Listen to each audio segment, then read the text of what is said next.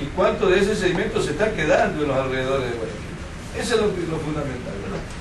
Entonces, bueno, a lo largo de algunos años en la cuenca de drenaje del río Guaya se han colocado pues, una serie de estaciones de medición de agua, de sedimentos, de lluvia, en fin, de una serie de parámetros hidroclimatológicos que han permitido, ¿verdad?, de alguna manera cuantificar la producción de sedimento de la cuenca.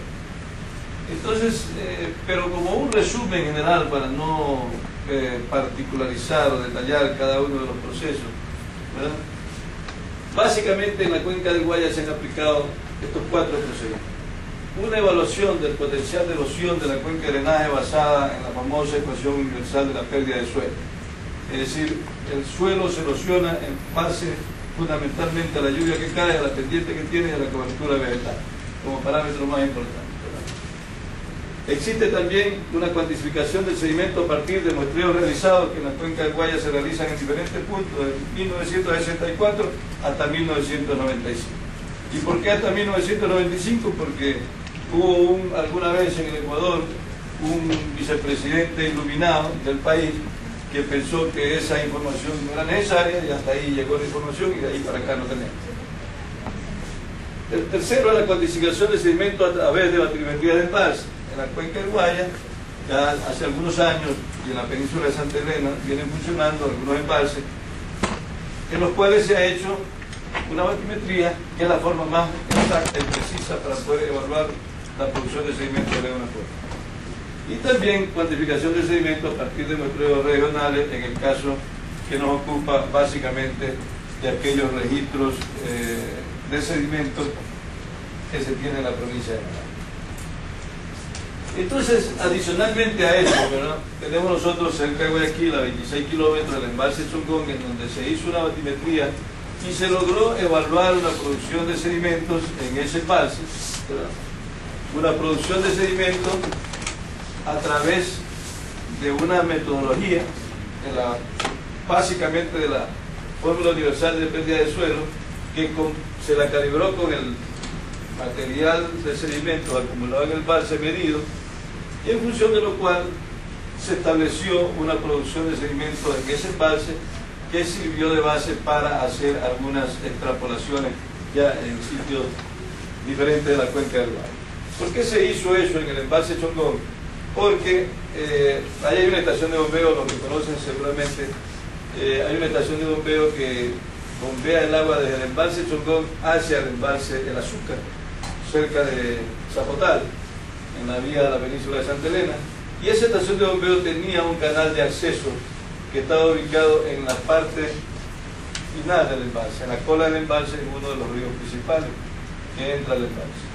Entonces ese canal, por un proceso normal de sedimentos, se llenó, se colmató y ahí lo utilizó prácticamente la estación de bombeo, y hubo que establecer un nuevo canal de acceso ya en la parte ya del embalse propiamente dicho. Y bueno, en función de eso se evaluó, se calibró más o menos la producción de sedimentos y se llegó a la conclusión de que, bueno, no vamos a decir cuál fue la conclusión más importante de eso, es que en esa época, esto del embalse Chongón fue hecho más o menos hace unos 6-7 años, y en esa oportunidad llegamos a la conclusión nosotros de que la producción de sedimentos de toda la cuenca del Guaya y que llegaba a Guayaquil era alrededor de 15 millones de metros cúbicos. Sin embargo, no nos quedamos en ese análisis, sino que seguimos analizando con mayor información, con información adicional. Se siguió analizando el tema, ¿verdad?, y se estableció para la cuenca del Guayas una relación, que ustedes la ven ahí, que es en definitiva la producción de sedimento aplicable a nuestro criterio a toda la costa ecuatoriana.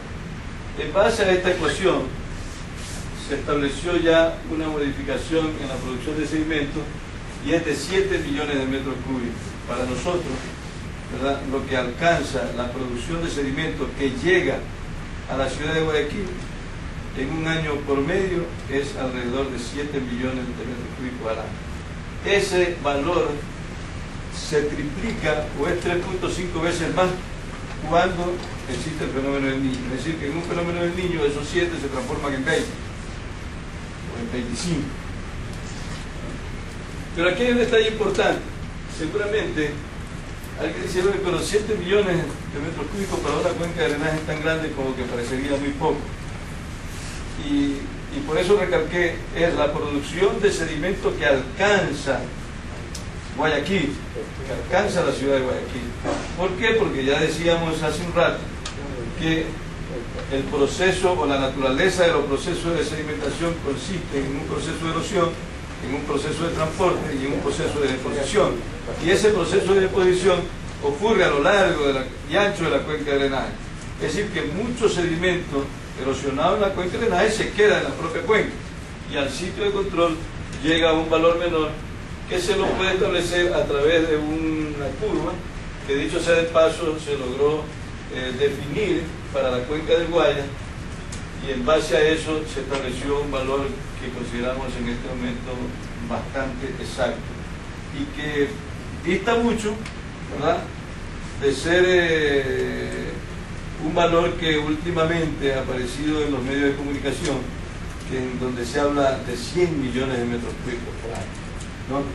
Probablemente si nosotros le aplicamos esta curva de entrega a este valor, si estamos hablando de que por lo menos la erosión en la cuenca del Guaya es alrededor de unos 50 o 60 millones de metros cúbicos, pero gran parte de eso se queda aguas arriba de Guayaquil y solo alcanza Guayaquil 7 millones, ¿no?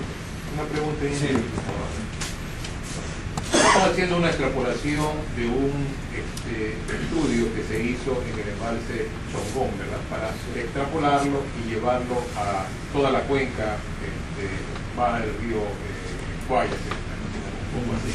Entonces, ¿existen realmente parámetros que son comparables entre estas dos estructuras, tomando en cuenta que, como bien decía usted, las variables que intervienen en esta determinación son básicamente el tipo de suelo, la inclinación, la pendiente y la cantidad de vegetación que la recubre? Digo, ¿esto es comparable, el sitio específico del embalse Chongón, a toda la cuenca, o tuvieron que hacer algún tipo de ajustes en la determinación del modelo matemático al cual llegaron?